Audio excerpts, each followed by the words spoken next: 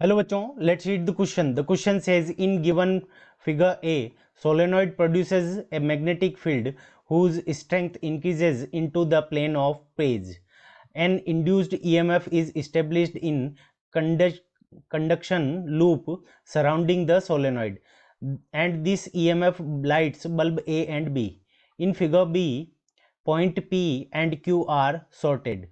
After the sort is inserted, option A, bulb A goes out. Option B, bulb A gets brighter. Option C, bulb B gets brighter.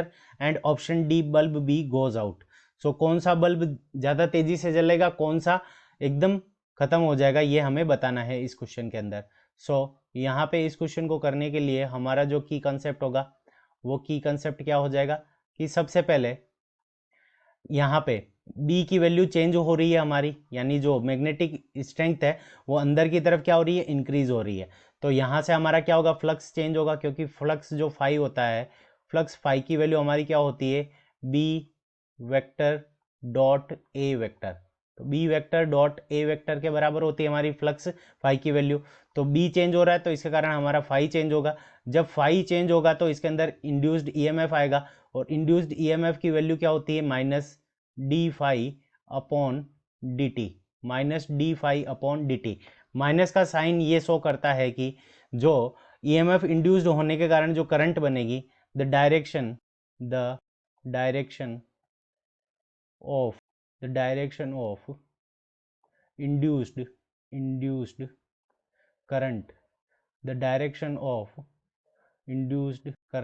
The direction of induced current is such that the direction of induced current is such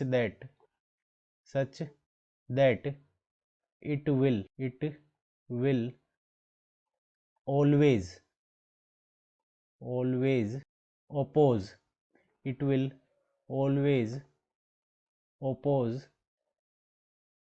always oppose change in magnetic field. हमारी जो current की direction होगी loop के अंदर, वो ऐसी direction होगी कि मैग्नेटिक फील्ड जो चेंज हो रहा है उसको वो क्या करे, ऑलवेज अपोज करे. देखो हमारा क्या हो रहा है, मैग्नेटिक स्ट्रेंथ अंदर की तरफ बढ़ रही है, तो करंट ऐसी डायरेक्शन के अंदर फ्लो होगी कि वो इस मैग्नेटिक फील्ड को, यानी जो चेंज हो रहा है, जो मैग्नेटिक फील्ड अंदर इंक्रीज हो रहा है, उसको कम करे. तो मैग्नेटिक फील्ड को कम करने के लिए अगर हम राइट हैंड थंब रूल का यूज करेंगे तो हमारी करंट की डायरेक्शन क्या आ जाएगी, एंटी क्लॉकवाइज डायरेक्शन के अंदर आ जाएगी. तो एंटी क्लॉकवाइज डायरेक्शन के अंदर करंट फ्लो होने लग जाएगी. अब जब करंट फ्लो होगी तो यहाँ पे एंटी क्लॉकवाइज डायरेक्शन के अंदर फ्लो होगी. अब P और Q पॉइंट को हमने शॉर्ट कर दिया, तो यहाँ पे P पॉइंट पे पहुंचने के बाद जो करंट होगी वो यहाँ पे A पॉइंट की तरफ कुछ ना कुछ रेजिस्टेंस है, तो इस रेजिस्टेंस को इधर नहीं आकर ये P से Q की तरफ फ्लो होने लग जाएगी, यानी इस सॉर्टेड पाथ के अंदर फ्लो होने लग जाएगी. सॉर्टेड पाथ के अंदर फ्लो होगी तो ए के पास में कोई करंट नहीं जाएगी. तो ए के पास में जब कोई करंट नहीं जाएगी तो उस कंडीशन के अंदर जो हमारा ए होगा वो क्या हो जाएगा, गोज आउट. तो ए हमारा क्या हो जाएगा, गोज आउट हो जाएगा, यानी इसके पास करंट फ्लो नहीं होगी तो ये बुझ जाएगा. जबकि जो बी है हमारा बल्ब, वो क्या हो जाएगा, ब्राइटर हो जाएगा, क्योंकि इसको सारी करंट इसको मिलेगी.